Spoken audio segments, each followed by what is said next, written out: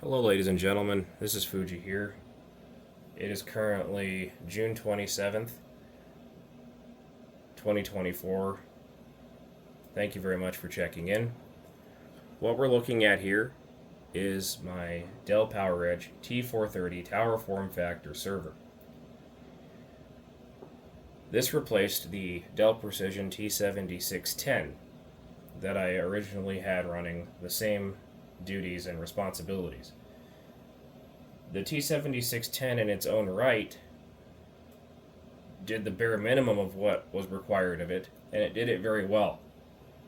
But understanding that the Precision line was a workstation, it lacked a few features and niceties that I really wanted, that I used to use heavily in servers before,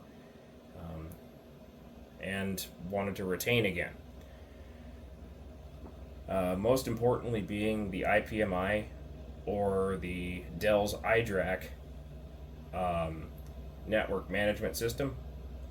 I wanted a more substantial RAID controller, and I wanted a more flexible SAS backplane, as we can see in front of the unit. In this particular video, I'm going to be going over what this server is running as far as an operating system. We're going to be going over what the system specifications of this server are, and we're going to be talking about the plans that I have for this server in the next coming months, because workloads are going to be presenting themselves in a little bit more of a substantial way, and I'd like to have the provisions at the ready when that does happen. So the first thing that I like about this server is that it has the capability to utilize the later versions of the E5 Xeon line. This is capable of running the E5 V3 and V4 line of Xeons, whereas the Precision was limited to V1 and V2 CPUs. There are a couple of benefits to this. The V3 and V4 CPUs tend to run cooler due to the smaller die, and they tend to be equipped with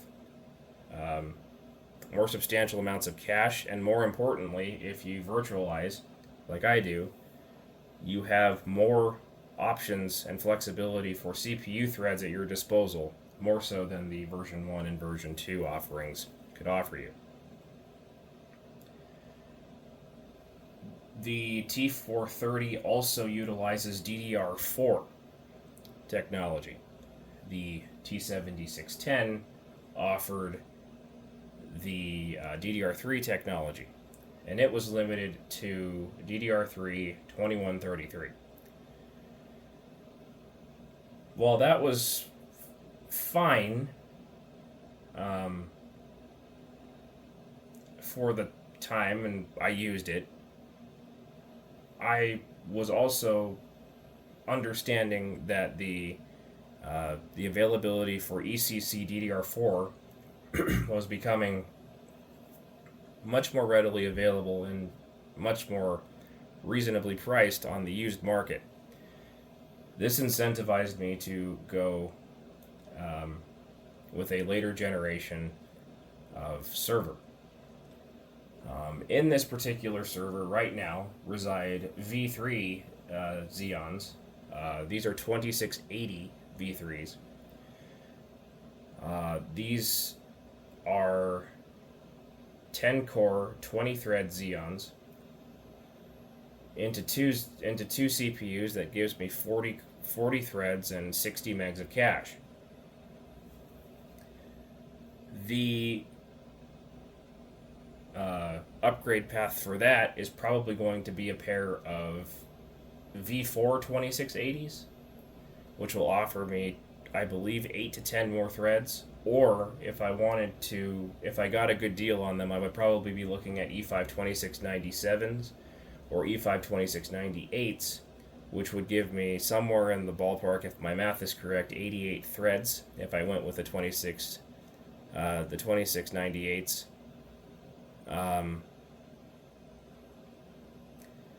It would also garner more cache and a higher clock speed, which would be beneficial for running virtual machines. There's 128 gigabytes of DDR4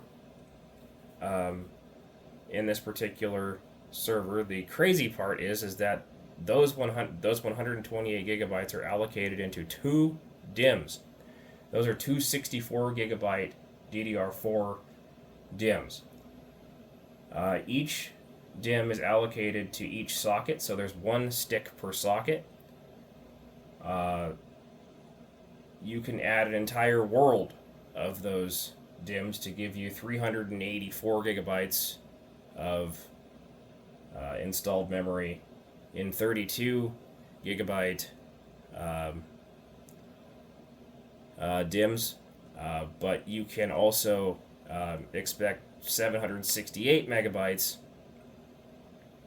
in the 64 gigabyte DIMM configuration. So definitely something that is not lacking in the expandability department. I will probably be upgrading this to in this case, and I say this, and I'm not trying to be sarcastic, a modest 256 gigabytes of installed memory. That should be more than enough for me.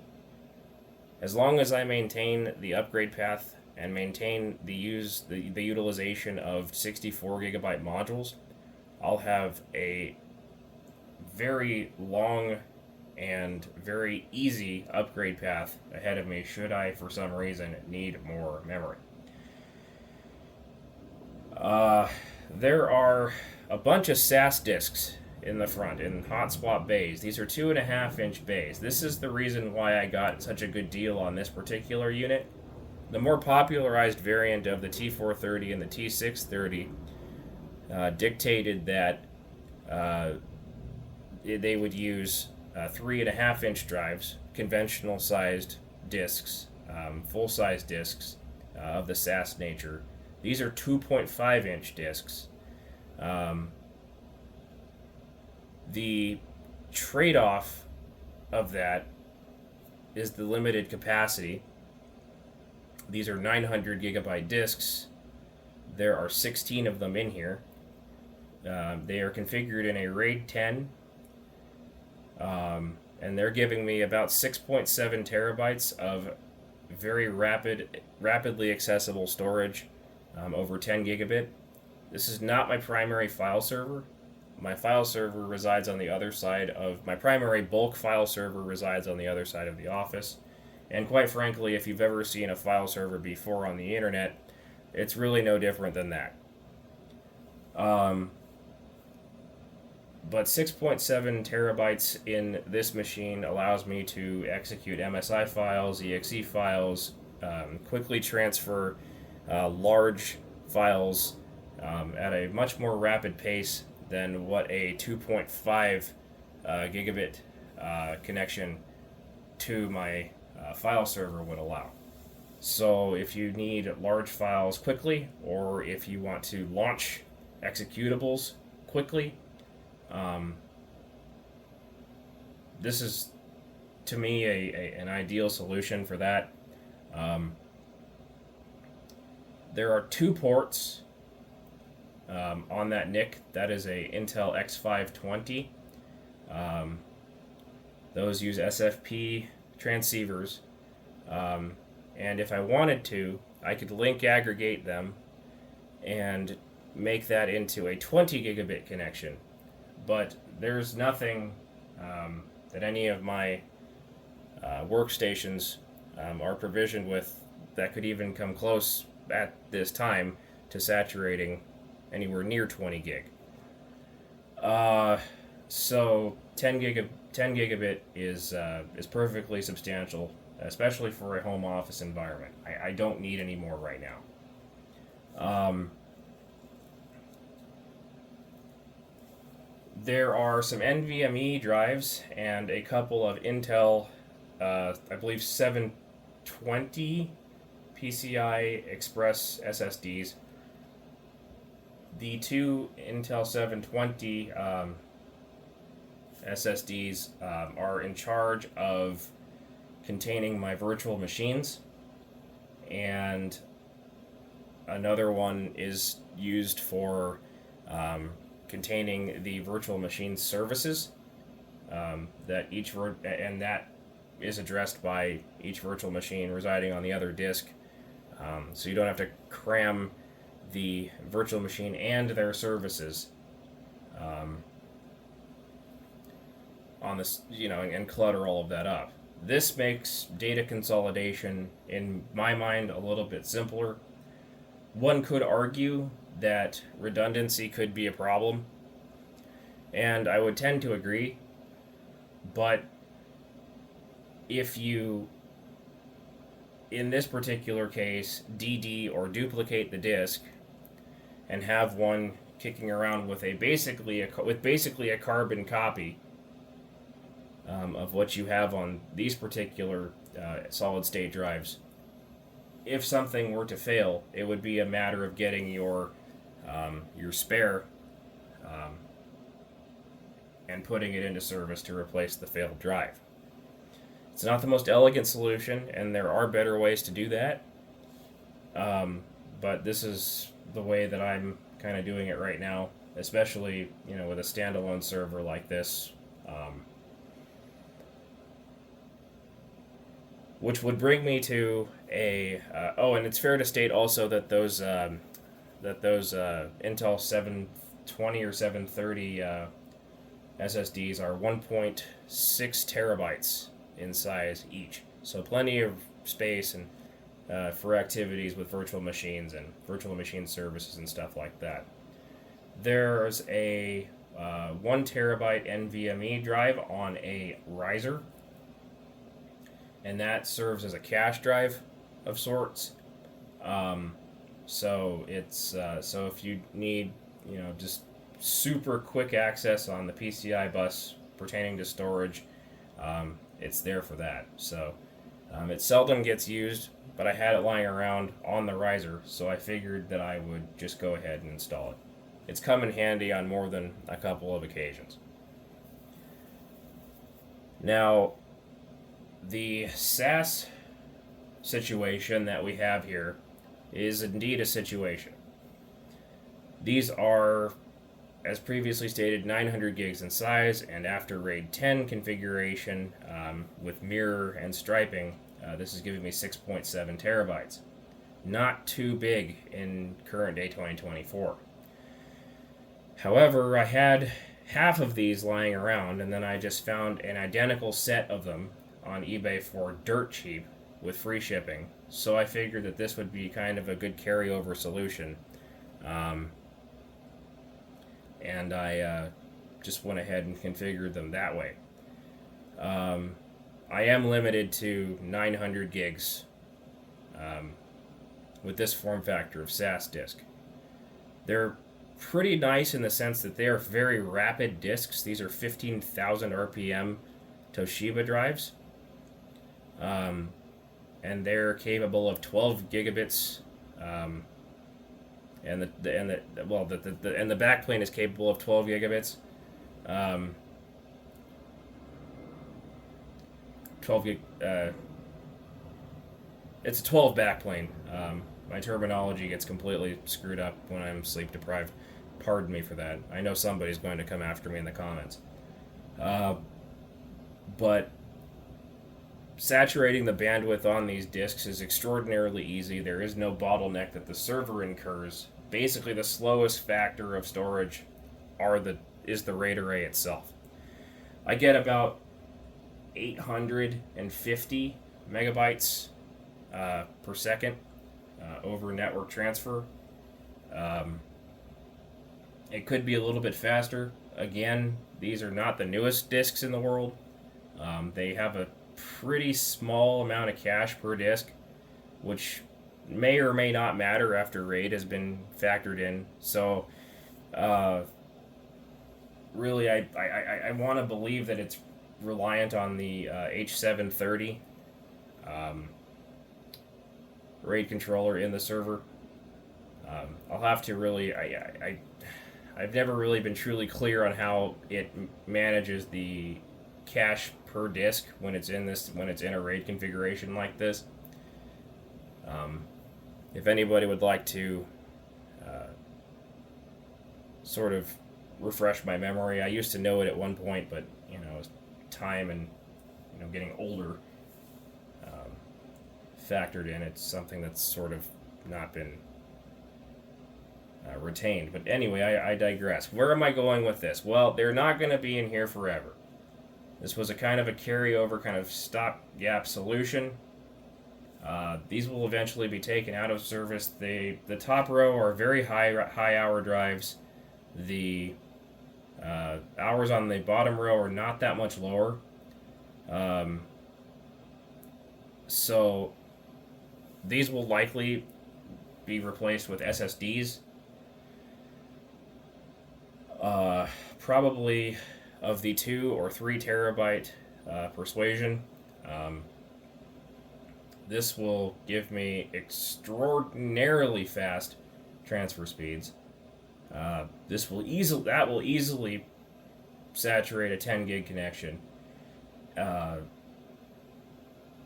by the time that happens, I'll probably have maybe a 40 gigabit connection and a 40 gigabit capable core switch,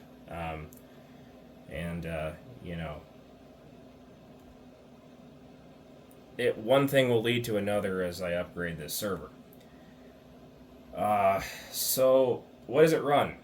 Well, it's running VMware ESXi 8 Update 2, and you can see a plethora of virtual machines of different flavors. We have Windows Server virtual machines. We have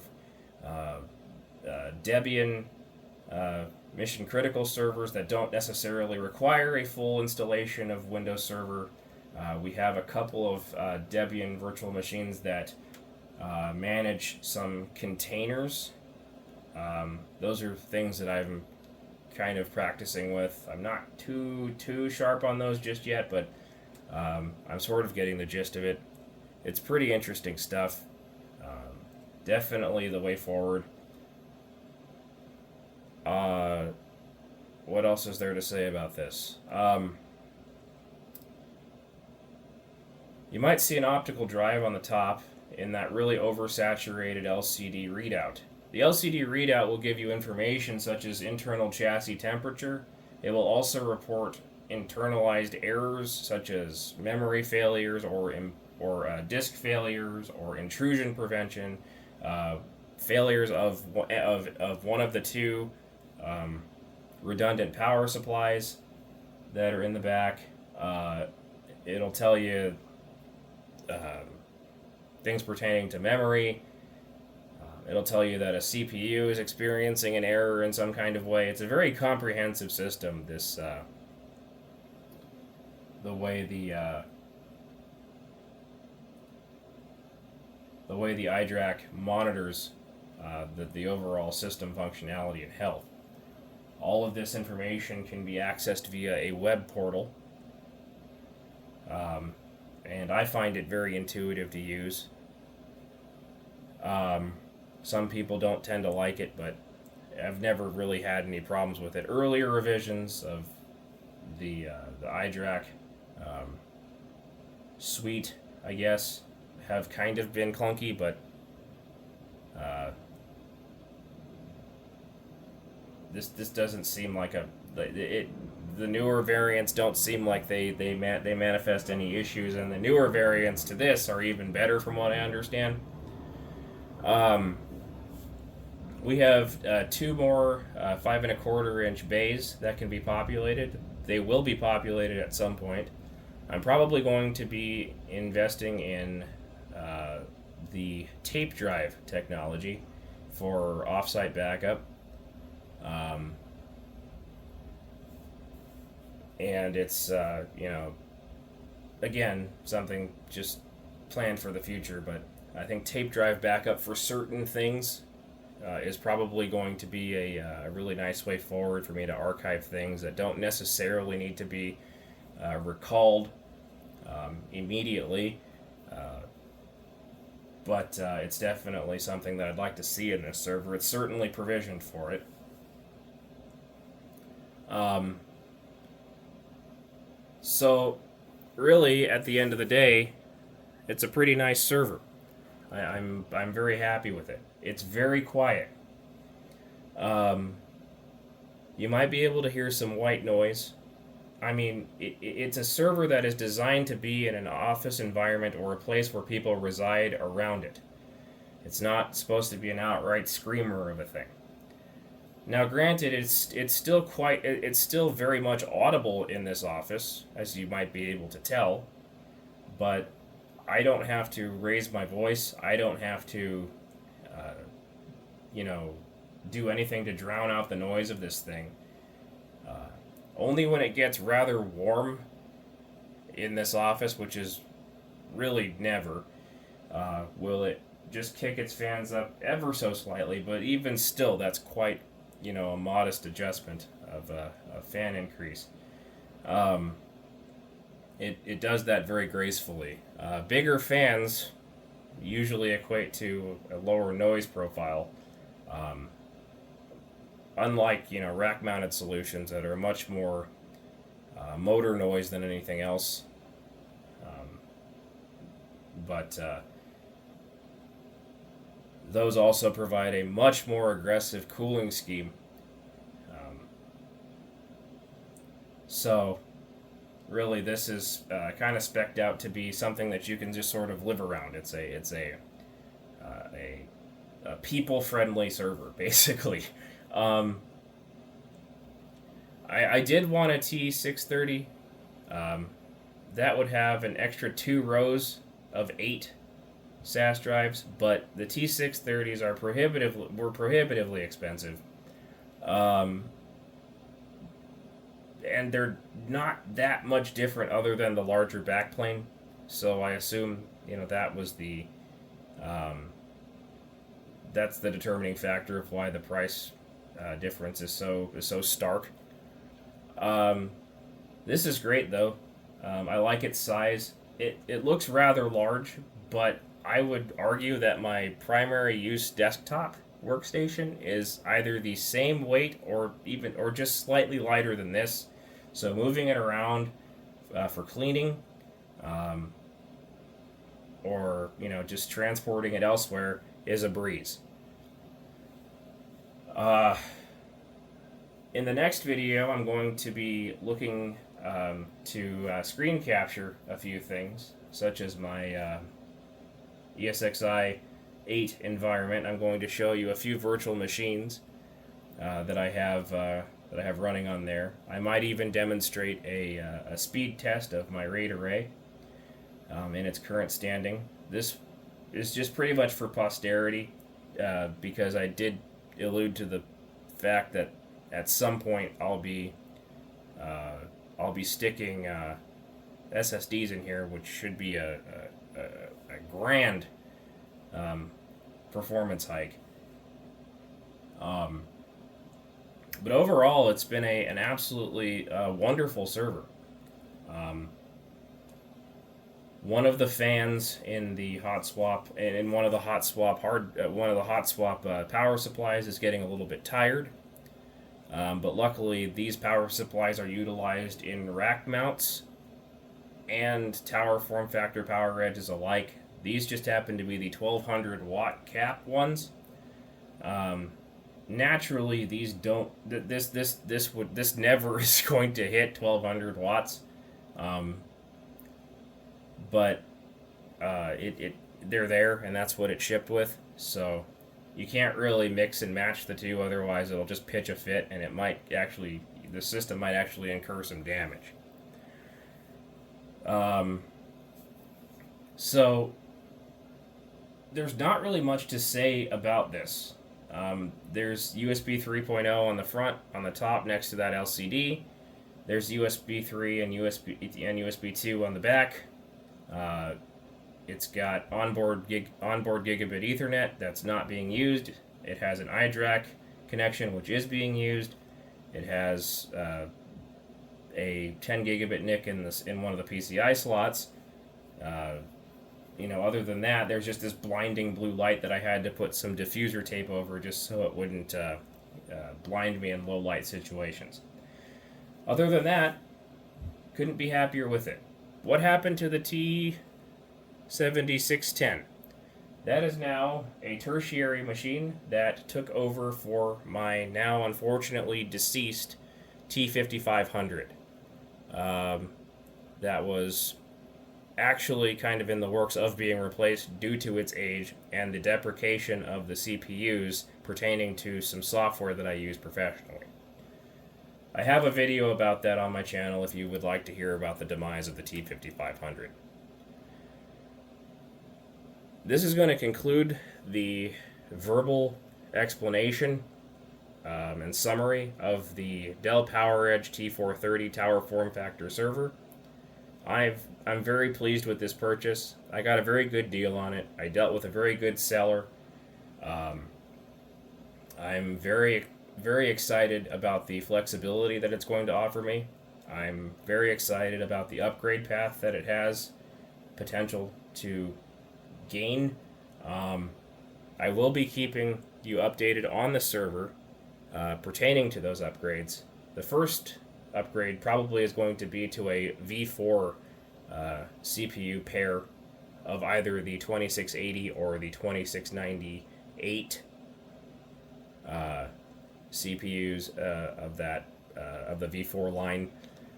The second thing I'm probably going to do is keep you posted on what I'm going to do with the memory. As time goes on, DDR4 modules that are decommissioned are getting cheaper and cheaper and cheaper of the ECC variant. So it's only going to get easier and easier and easier to obtain 64 gigabyte modules. So in this way, I'm going to conclude the video, and I thank you very much for watching. If you have any questions about this server that I did not cover, please feel free to leave a comment in the comment section below. I'll get back to you as soon as possible on that. So for now, I thank you for watching, and I hope you enjoyed. But that's it for this video. This is Fuji, signing out.